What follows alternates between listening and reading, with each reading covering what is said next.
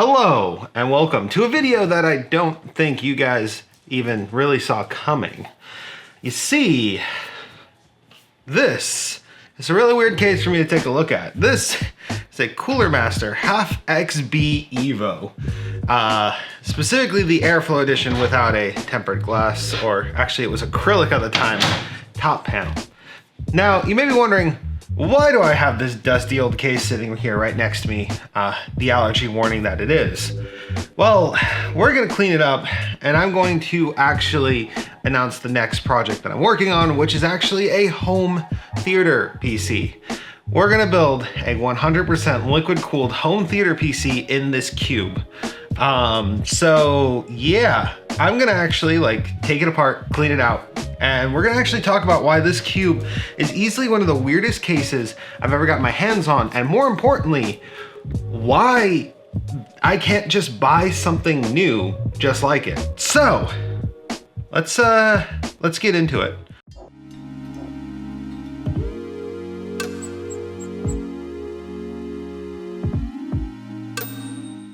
First off, how do you clean something this messy? I don't know if the camera is doing it justice, but it is a pretty messy case. This case was actually stored in a garage until it ended up in my possession. So it is full of cobwebs, it is full of dust. Well, we're gonna need a couple of things. We're gonna need some cloth-based paper towels because, well, we don't want there to be lots of lint in there.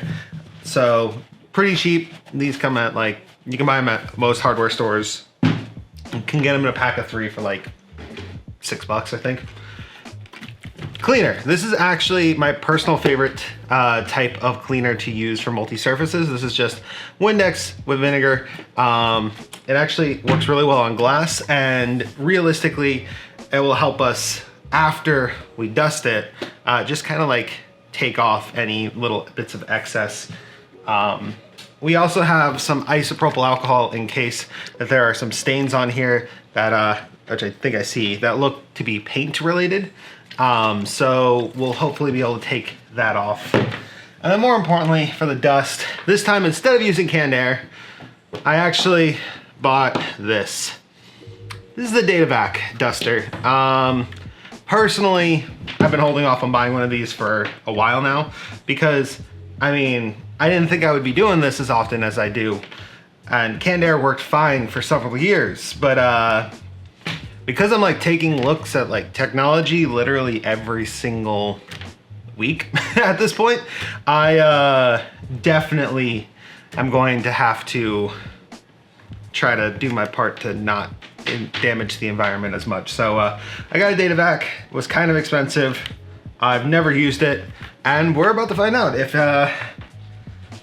it works. So I'm gonna cue up a montage. We're gonna mute the audio because this thing is loud. And yeah, we're just gonna take this whole thing apart, clean it, make it better, and then we're gonna talk about why I chose this case.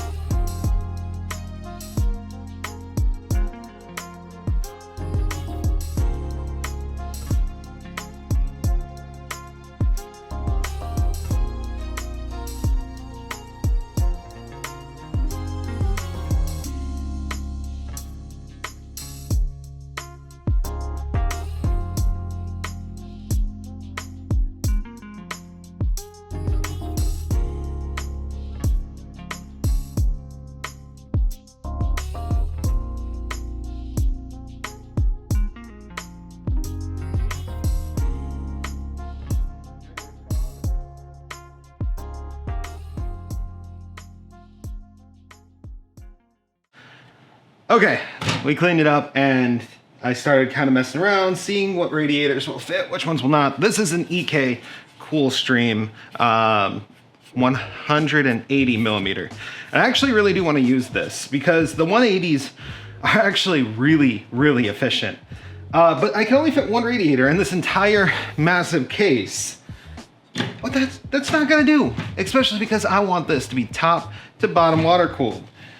So then I got to thinking, the top panel of this thing is fully ventilated, like fully ventilated, to the point that if I had a radiator underneath it, that radiator would have plenty of room to actually push its air out of the system. In fact, like so much room you could even fit fans above it. Then that brings the question though, well, is the system tall enough to compensate for something like that? And the answer is actually yes. Because this is spaced out for 140 millimeters in the front, plus this space right here, getting something above the motherboard actually shouldn't be too big of a problem. The only thing is you won't be able to see into it. But because this case isn't designed for you to see into it, it's not gonna be too much of a problem. So I'm thinking, well, a little bit of this. This is just some aluminum channel, 1 inch by 1/8 inch. We can cut that down to size, which I already did. We can drill a couple holes here, and we can build a radiator bracket that sits above the motherboard tray, which I think would actually be a pretty cool idea. Not to mention, if we decide to actually like really do this, we're gonna need a countersink on this piece, but not really too hard to do. The hardest part of this, there is actually no hard part to this.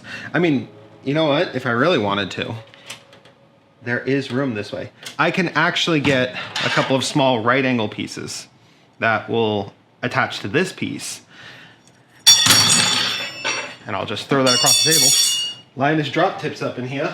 But I can use some right angle pieces to actually attach to the front and back of the case, which would actually look pretty slick. It will leave this piece all pretty much flush. And in the front panel, you're not gonna see it because this cover panel has a pretty significant gap in it when it's on. So like, yeah, you will never see that ever.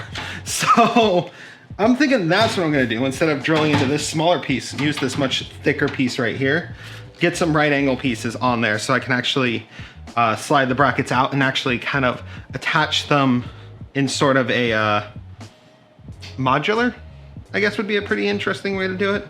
Say it. I don't know. Digressing a little bit. The idea is here for some pretty interesting stuff. And I like how open this case can get. Problem is, it's not very well optimized, in my opinion. Like, the motherboard tray is in the absolute middle. Wait, can I actually relocate that? Not officially. But, oh man, I'm like dynamically coming up with ideas as we go. Part of my problem is if I could use the front mount, I could just not bother with mods or something somewhat bother with mods, but if I just move this whole thing, no, because then the I/O brackets and this won't line up. Damn it. All right. The problem is there's actually space on the sides of this that are actually kind of useless, I want to say. Like, it has a cool removable motherboard tray. Like, that's nice. It's a feature that I actually really do enjoy having. But the internal layout is actually like poorly optimized. There are these brackets on the inside here that are for the handles that attach to this. And those handles aren't really necessary because the case itself can be like, the way you would actually carry this kind of case is from the bottom and not from these grips. So another option would be to de-rivet these pieces right here. The handles themselves just kind of come off. Like, I've already taken them off, and we could just put a cover plate on that and then use the side of the case as radiator mounting. That might actually be pretty good. Let's see, do we have enough room? Oh, we do have enough clearance. So if we got rid of this, we'd actually have enough room to still put a full ATX motherboard. So like, if Cooler Master would have thought of that originally, this could have been like the water cooling case for the longest time. I actually think I might do that, because then I could do boom and maybe boom. I need a motherboard to throw in here to like test to see how it would fit. Okay, this right here is a mini ITX motherboard. Belongs to my roommate, who also likes tech. And I'm just gonna borrow it for 5 seconds to see the spacing. I mean, she hasn't done anything with it anyway, so. And if a mini ITX motherboard can fit in the space, then a standard ATX or even micro ATX. I know, guys, this is an Intel motherboard. Oh God. And you know what? Just because I don't want to, we'll keep the foam. So that is the spacing for a standard motherboard. Okay. And where did I put my radiator? Oh, here it is. So if we remove this piece and we put this in this space, will it clear VRMs? It probably will clear VRMs. Huh. Okay. Never mind. All that work I just did outside cutting aluminum was pointless, because we can do a different mod that is honestly better, I think.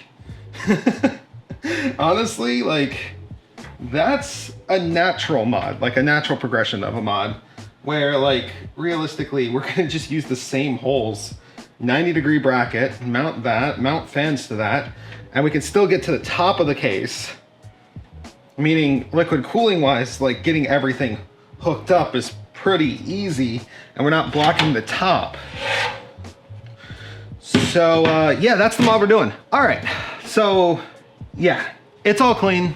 I'm excited for this because I'm actually going to do a drive mounted pump. I've never used one of those in my life whatsoever, and I never thought I would use one because I thought we moved past that point. But EK has one that's gonna fit. And because this is a home theater PC, believe it or not, those drive bays are actually gonna get used. I'm gonna get a Blu-ray DVD player so that I can actually double this as my, essentially like my physical media player.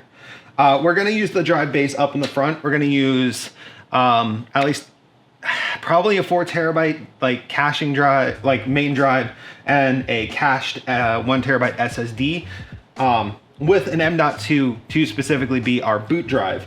I'm honestly probably not going to go with anything other than AM4 for a little while because, well, AM4 is both affordable and I'm comfortable with it at this point. So we're most likely going to do a B550 motherboard with a Ryzen 5 is what I'm thinking. For a graphics card, I'm most likely going to, once I'm done testing it, throw in what is it? An RX 560, no, it's an RX 5600 XT. Yeah, that's what I'm testing next. So once I'm done testing the RX 5600 XT, that will probably end up in this system. Granted, I don't know, because right now, tentatively, I'm testing that GPU next. But if AMD announces in my price point Big Navi, I'm going to want to put that in Supernova, and so then a liquid cooled 56 or 5700 XT will end up in here instead. Of course, the motherboard that I just used for testing is not going to be used in there. But yeah, it's going to be a beast of a home theater PC. Now you may be asking, Wolfie, why do you need a home theater PC? The answer is actually GamerGuts, not me. GamerGuts has been actually using my laptop to play videos on the TV. Now you may be thinking, okay, well, Netflix and YouTube and everything are built into your smart TV, right? Yes, they are. But she's been watching Korean dramas on a website that I don't even know the whole name of it, but I know the premium subscription to it is a Viki Pass, which I only know because they play that ad constantly. And so unfortunately, it is not actually something that you can pick up, at least in this region, on a Roku device.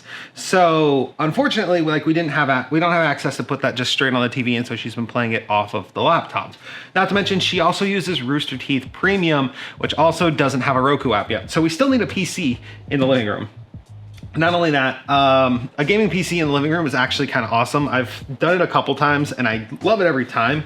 I'm just so reclusive that I tend to not leave wherever the room is that my PC is. And fortunately, my PC now is in the same room as the living room. So realistically, like, I will be spending time in this room anyway.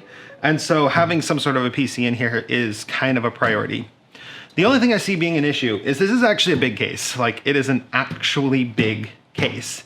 And I don't exactly have a space dedicated to it. Now, there is a rack over there, I'm looking at it right now, that might fit it, but it might be too short. But there is enough space to add a different rack if necessary. And I think that might be the direction we end up going, is having a completely different one set up with maybe the keyboard, mouse, controllers, anything you could possibly need to enjoy a gaming experience on this PC.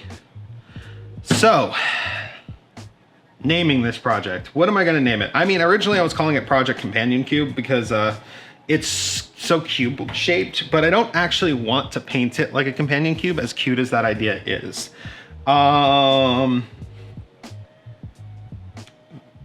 I can't really call it Project Dolphin because I would want that to be a much more compact PC. I would want that to be more GameCube-esque. I mean, it is a cube and it will be playing games, so I guess why the hell not? We're gonna call it Project Dolphin. But all right, thank you guys for watching. I do content like this all the time.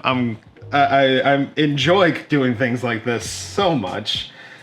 If you enjoyed, yeah, leave that like. If you didn't, you can always leave a dislike. I think for the most part, like, it doesn't matter what you do. So thank you guys again. Wolfie out.